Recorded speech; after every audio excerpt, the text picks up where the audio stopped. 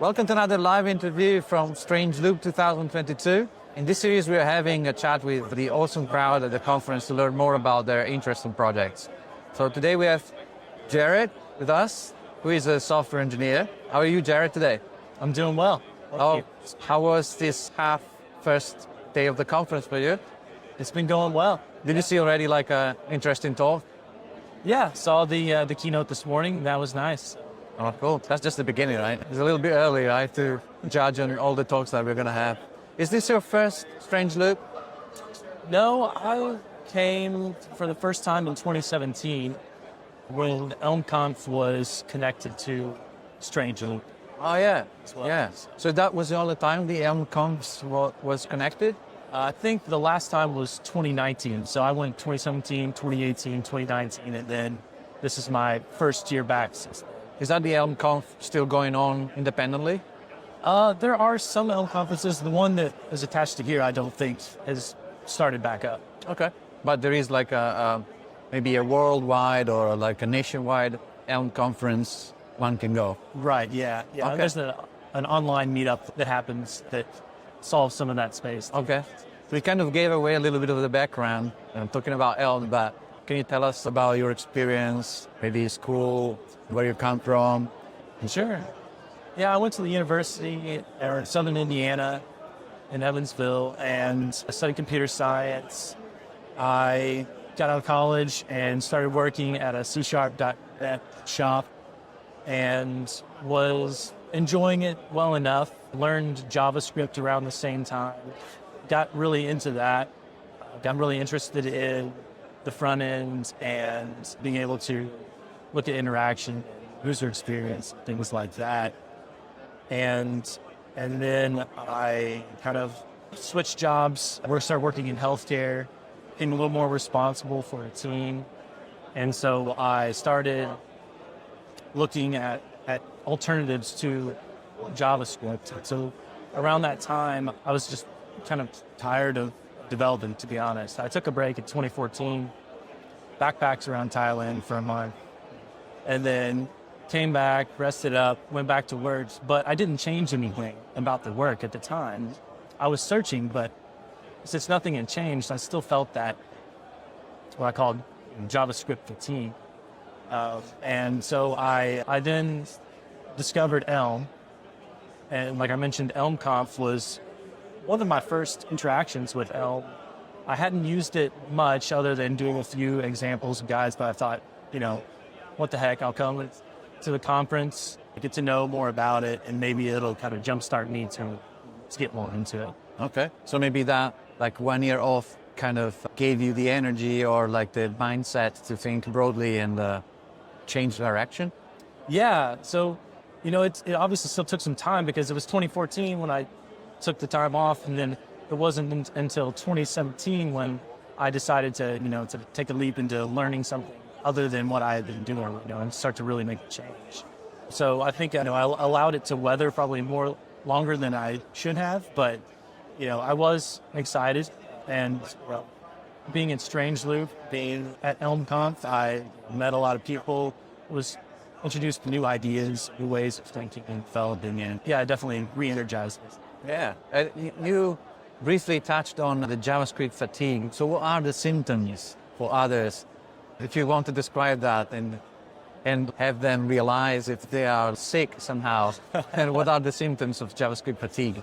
Well, I don't know that I have a clinical definition, but what it came to for me was three things. There was overload because I was thinking about all of the decisions that I had to make when writing JavaScript.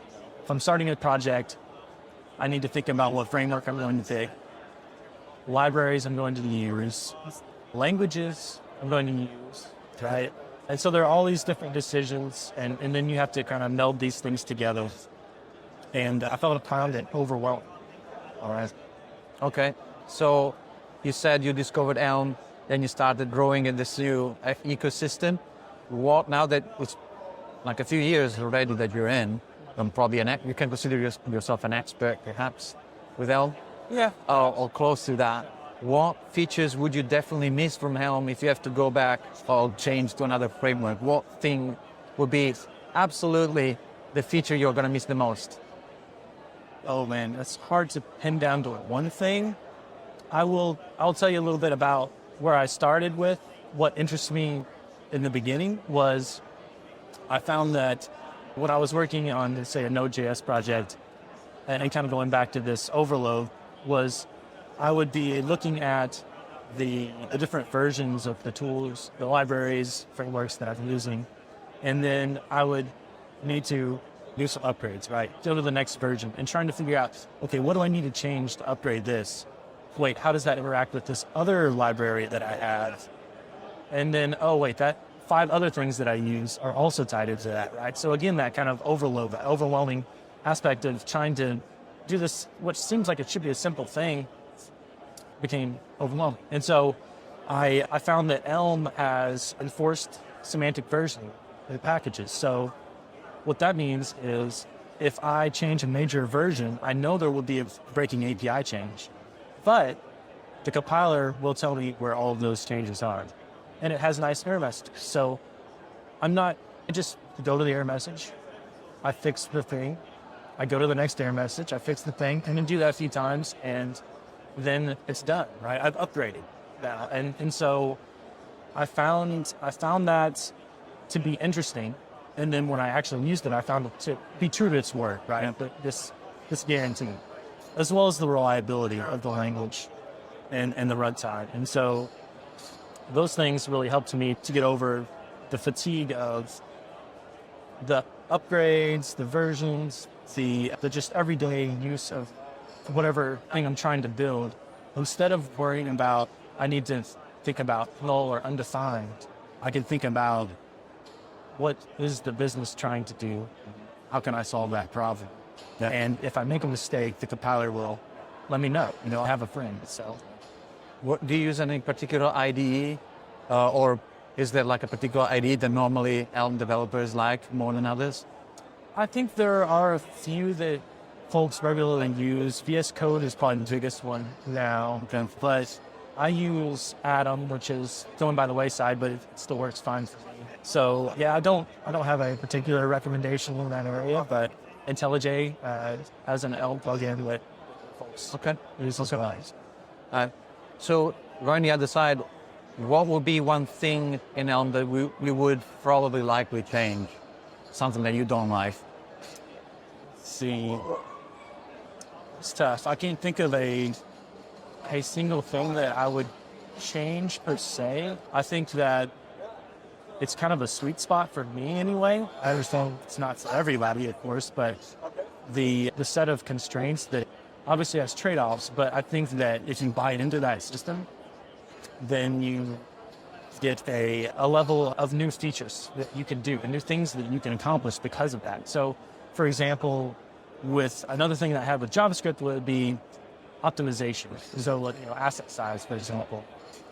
I will be trying to figure out how to break apart my application. Let's say front end, you're building JavaScript, and you're trying to break it apart or figure out what are my dependencies, what am I using for these dependencies, how do I simplify this down to what I need to ship it to make it run in production.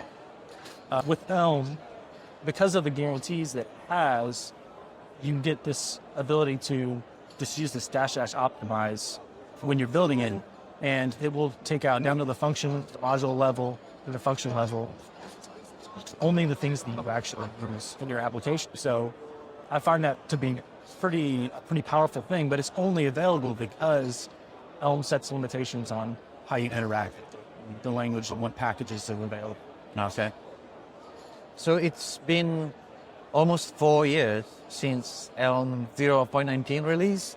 So I remember reading articles they made on Hacker News at the point because it was controversial with breaking changes and some people were complaining. So I wanted to know from somebody who is an Elm developer how it all ended up. So people were thinking maybe a fork is near because we want to fix the situation. We want to keep using the features that we were used to and not changing stuff. So did that happen, that fork, or people are now settled and they're using 0.19? That's a good question. I think there are two different ways that people found that issue and how they've addressed it. So there are people who are using the language sort of as it was designed, and they would do the upgrade and then see any errors will remain.